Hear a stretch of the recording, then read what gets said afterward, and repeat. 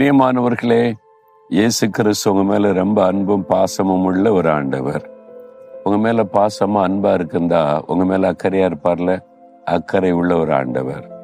அக்கறைன்னு சொன்னா நம்ம உண்ணுகிற உணவு, உடுக்கிற உடை, நம்முடைய தேவைகள் எல்லாவற்றை குறித்து அக்கறையா இருப்பார்.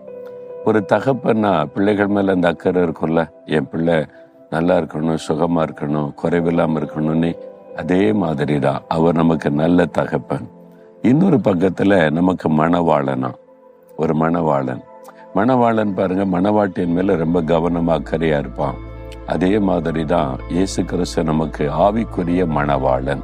நாம் அவருடைய மணவாட்டினா நம்ம மேல ரொம்ப அன்பும் அக்கறையும் வைத்திருக்கிற தேவன். நீங்க அவருக்கு மணவாட்டி ஆயிட்டீங்களா? அவருக்கு உங்களை ஒப்பு கொடுத்துட்டீங்களா? இயேசுவை உங்களுடைய வாழ்க்கையில சொந்தமாக்கி கொண்டீங்களா?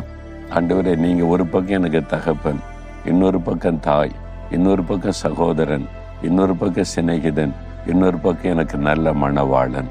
அந்த மாதிரி இயேசுவை நீங்க ருசிக்க பழகிட்டீங்கன்னா ரொம்ப சந்தோஷமா இருக்கலாம். மணவாளனாக இயேசுவை நீங்க சொந்தமாக்கும் போது என்ன நடக்கும்?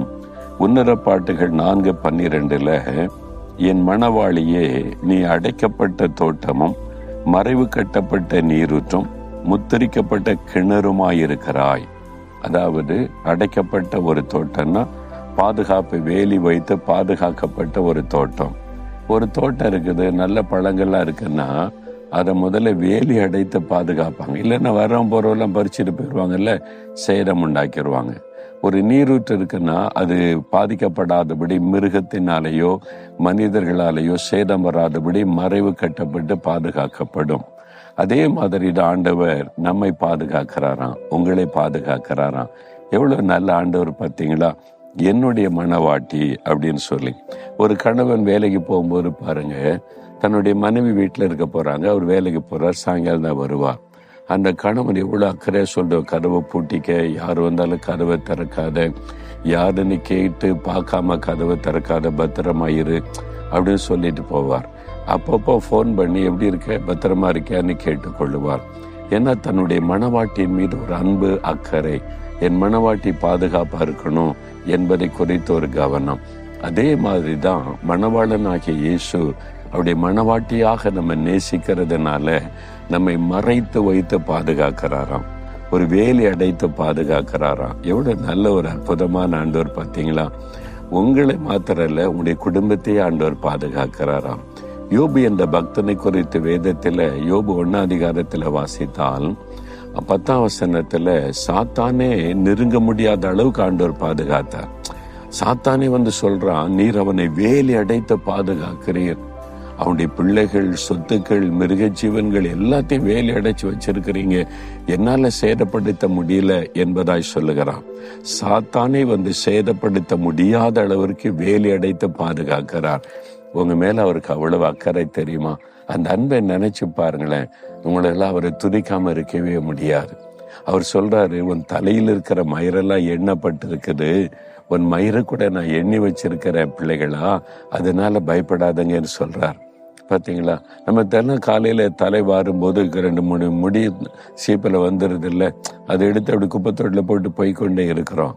ஆனால் அதை கூட ஆண்டவர் கணக்கு வைக்கிறாராம். இன்னைக்கு இத்தனை முடி கீழே விழுந்துட்டு இத்தனை முடி தலையில் இருக்குது அப்படின்னா என்ன அர்த்தம்? நம்ம அற்பமாய் நினைக்கிற முடியின் மீது தேவன் அக்கறையா இருக்கிறார்னா, உன்னுடைய உணவை குறித்து, உடையை குறித்து, வேலையை குறித்து, உன்னுடைய வாழ்க்கை குறித்து, எதிர்காலத்தை குறித்து அவர் எவ்வளவு அக்கறை உள்ள தேவன், எவ்வளவு அன்பான ஒரு பாதுகாப்பை கொடுக்கிற அற்புதமான ஆண்டவர் நமக்கு இருக்கிறார் பார்த்தீங்களா? அப்ப ஆண்டவர் இயேசு கிறிஸ்து மணவாட்டியாக நம்ம நேசித்து நம்மை வேலி அடைத்து மறைவு கட்டி பாதுகாக்கிறான். ஏன்னா நமக்கு எதிராளி ஒருத்தர் இருக்கிறான், அவன் வந்து பொல்லாதவன், நமக்கு தீமை உண்டாக்க நினைக்கிறான். எதிலாவது நம்ம தீமை உண்டாக்கிடலாமான்னு ஆண்டவருக்கு அது தெரியும். அதனாலதான் பொல்லாத இந்த உலகத்துல, பிசாசனுடைய கிரியைகள் நிறைந்த உலகத்துல என்னுடைய மணவாட்டியை நான் பாதுகாக்கணும்னு அக்கறை உள்ள ஒரு தேவன் அவர்.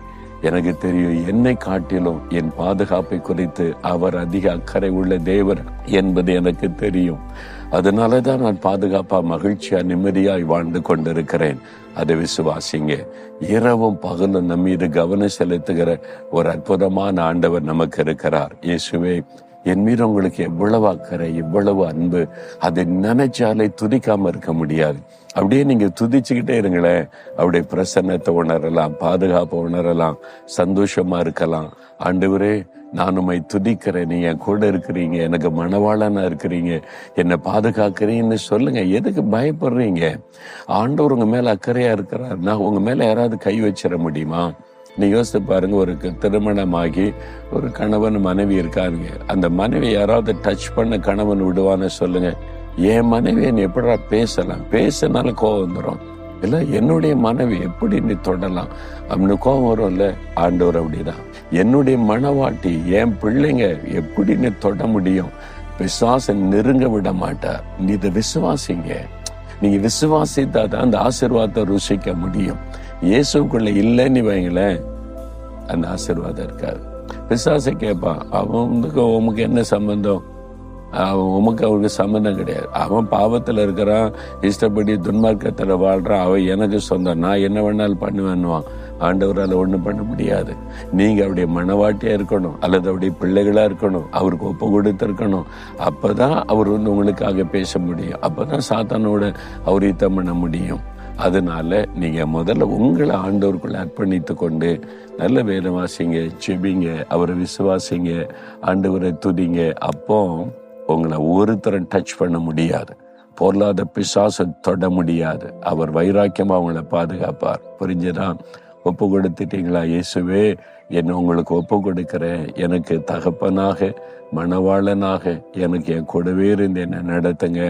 நீங்க என் கூட இருக்கிறீங்க, ஸ்தோத்திரம். அப்படி துதித்து பாருங்க. எல்லா கவலை, பயெல்லாம் ஓடி மறைஞ்சிரும். இன்றைக்கு எல்லா சூழ்நிலையை மாத்திருவார். துதிக்கிறீங்களா? ஆண்டவரே, என்னை நீர் மறைத்து வைத்து பாதுகாக்கிறீர். மறைவு கட்டப்பட்ட ஒரு நீரூற்றாக வைத்திருக்கிறீர். வேலி அடைத்து பாதுகாக்கிற தோட்டத்தை போல வைத்திருக்கிறேன். ஸ்தோத்திரப்பா, நீங்க என் கூட இருக்கிறீங்க, என்னோடு இருக்கிறீங்க, எனக்கு மணவாளனா இருக்கிறீங்க. அது எனக்கு போதும். உங்களுக்கு ஸ்தோத்திரம், ஸ்தோத்திரம். இயேசுவின் நாமத்தில் ஆமேன், ஆமேன்.